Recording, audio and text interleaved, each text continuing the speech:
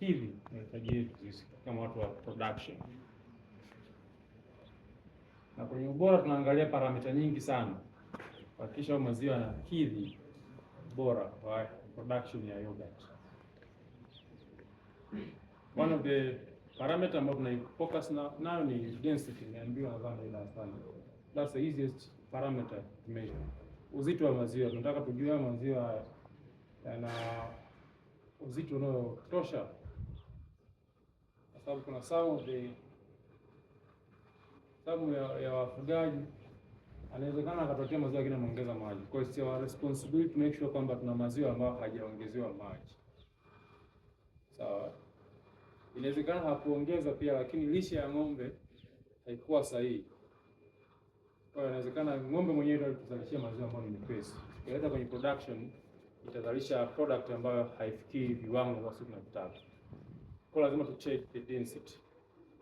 Lakini apart from density tutaangalia the antibiotics residue.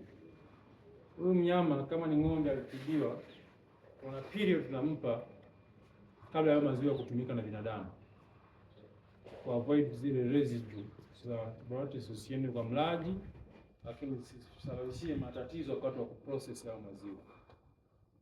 Antibiotic kazi yake ni nini? Kazi ya antibiotic ni nini mheshimiwa?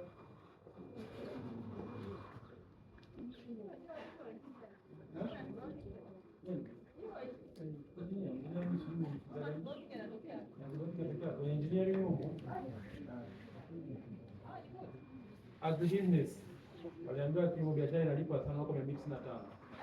Na kila mwaka tunatoa wanafunzi. Sijui market inayoabsorb kwa wapi. Mimi sijui. Mimi sina cha kuwalipa kwa kweli. Tunalipa mbinguni. So antibiotics tunasema ni madawa ambayo yanatibu magonjwa yanayotokana na bakteria, sawa? Unaelewa, najua mnielewe. Mimi nasema chagua antibiotics please kwenye mchagua mfikane wao. Ndio. Ndio kama ngoni migration ni muhimu zaidi kuliko antibiotics. Na? Sasa? Ngenda wote ingekwaje? Ingejua huko mbele. Anyway, antibiotics zinatibu magonjwa yanayosababishwa na bakteria. Sawa? So, mnyama akitibiwa na hizi dawa, kuna nafasi kubwa sana ya hayo madawa kubaki kwenye mwili. Na moja ya root path ya madawa ni kwenye haja za wanyama, nikitanisha kinyesi kikubwa na kidogo plus maziwa. Kama vile ambavyo wewe ukimeza dawa nyingi, ukienda kujisaidia haja ndogo na sikia harufu ya dawa, maana yake kuna residue za dawa, ndio? Same applies kwa wanyama. Na ubao wanyama maana yake inaenda bao kwenye maziwa. Sawa?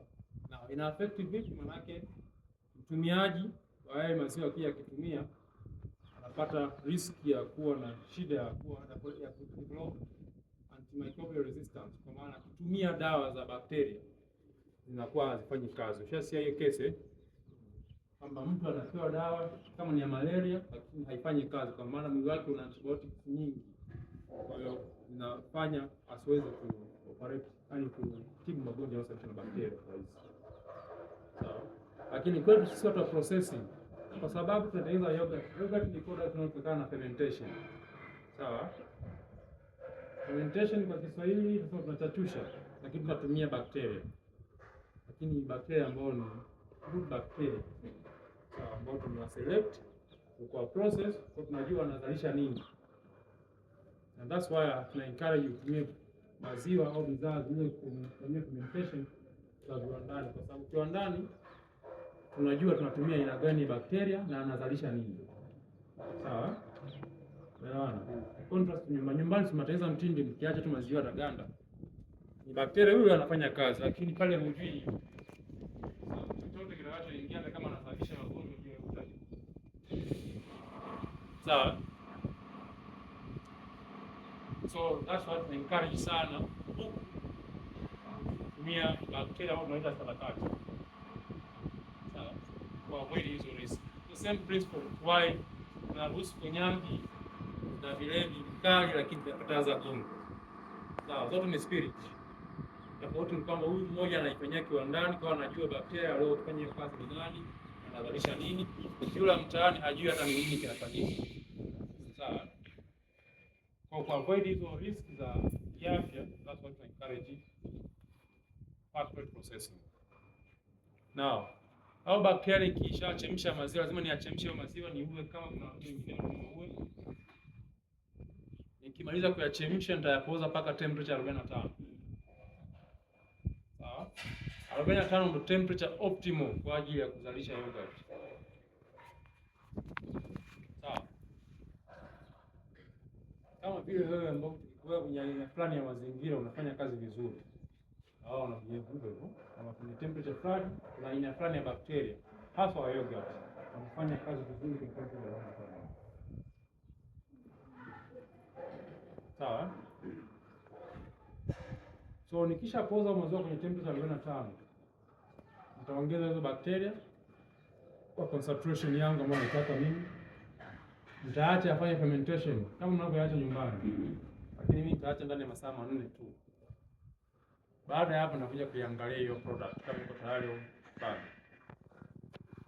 Na baada ya masaa 4 natakiwa product iende kwenye cold chain, iende kwenye baridi. Kwa hiyo kwenye fridge kwa masaa sio chini ya 12. Mimi nafanya masaa mangapi hapo? 16. Kwa hiyo tumaliza kupaka yogurt ndani masaa 16. Sasa hivi ni saa ngapi? 6. Sawa?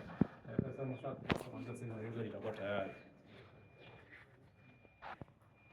Sio kuanzia pale utakapoweka stakacha. Kishamaliza kuyachemsha. Sawa, kaweka stakacha. Kuanzia pale nataka masaa 16. So kuna masaa mengine yanaongezeka nyuma ya kuchemsha, kupoza, ndio? Tumeelewana kwenye yogurt? Kwenye yogurt tunaishia hapa. Mtindi